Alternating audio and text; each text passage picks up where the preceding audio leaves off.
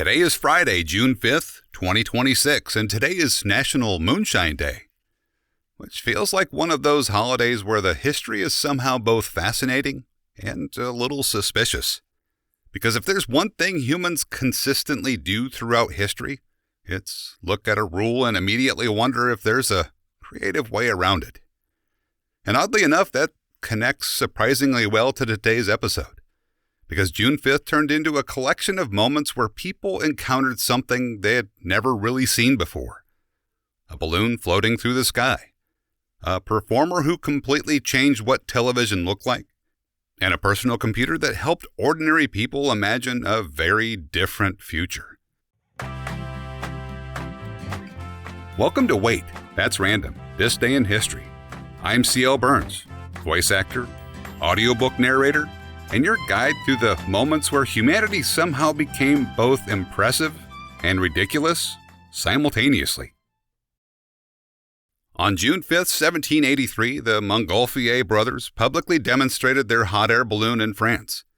And honestly, I don't think modern people fully appreciate how strange this must have looked.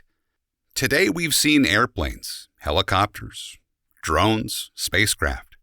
We're accustomed to things flying. But in 1783, human beings had spent their entire existence looking at birds and clouds and accepting that the sky simply wasn't a place people could go. Then suddenly, a giant fabric balloon rose into the air. No wings, no flapping, no horse, no obvious explanation. Just a massive object calmly floating upward. Crowds reportedly gathered in amazement. And one thing I kept thinking about while reading the story was that nobody knew where this would lead. There was no roadmap to commercial aviation, no expectation of moon landings, no concept of air travel, just a strange machine doing something impossible. And honestly, those moments might be some of my favorite moments in history. Not when a technology becomes normal, but when it's still unbelievable. Because for a brief period of time, everyone watching was sharing exactly the same thought. Wait, can we do that now? And speaking of people seeing something they weren't quite prepared for, June 5th also gave us one of the most famous television performances of the 20th century. On June 5th, 1956, Elvis Presley performed Hound Dog on national television. And depending on who you asked afterward, it was either exciting, scandalous, ridiculous, or the future of popular culture. Sometimes all at once. One thing that's fascinating about Elvis is that it's difficult to explain just how disruptive he seemed at the time. Today he feels historic, almost inevitable. But in the mid-1950s, many adults genuinely did not know what to make of him.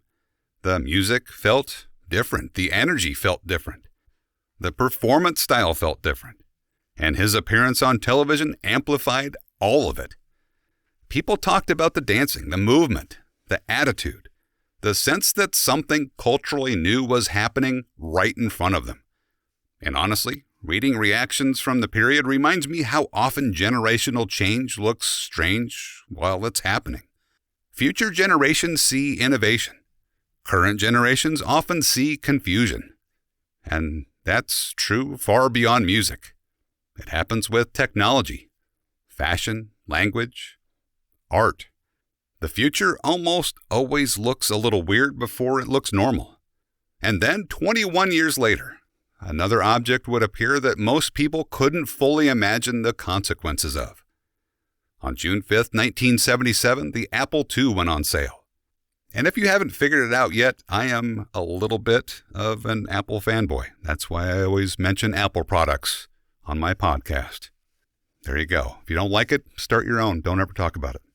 And this is one of those stories that it's easy to underestimate because we already know what happens next. Computers become everywhere. But in 1977, most people didn't have a computer. Many people had never touched one. Computers belonged to businesses, universities, governments, and science fiction stories. Then came along the Apple II. And one thing I love about this moment is how modest it looked compared to its historical impact. Nobody was standing in line thinking, this machine is going to help reshape modern civilization. They were buying a personal computer, a curious new product, an interesting gadget, maybe a useful tool. And yet that little machine helped push computing out of specialized institutions and into ordinary homes, which completely changed how people interacted with information, communication, entertainment, work, and eventually each other. What fascinates me most is that people rarely recognize revolutions when they're still small. History usually announces itself quietly first. And after spending today's episode around inventions, performers, and technologies that become larger than anyone expected, it feels fitting to end with someone whose reputation grew so large that it became difficult to separate the man from the legend. Born on June 5, 1878, in the state of Durango, Mexico, Pancho Villa became one of the most famous and controversial figures of the Mexican Revolution. And honestly, part of what makes Villa fascinating is how quickly history turned him into folklore. He was a revolutionary commander, a military leader, an outlaw to some people, a hero to others. And his public image spread far beyond Mexico. Newspapers covered him constantly. Photographers followed him. Stories about him traveled internationally. At some point, his life became so famous that filmmakers actually recorded footage involving his military activities, which sounds almost impossible when you first hear it. Villa understood publicity unusually well for his era. Long before modern social media, he recognized the power of image and storytelling.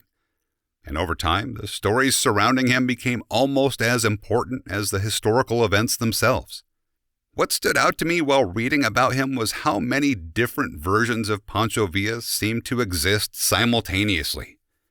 The historical figure, the revolutionary, the folk hero, the legend.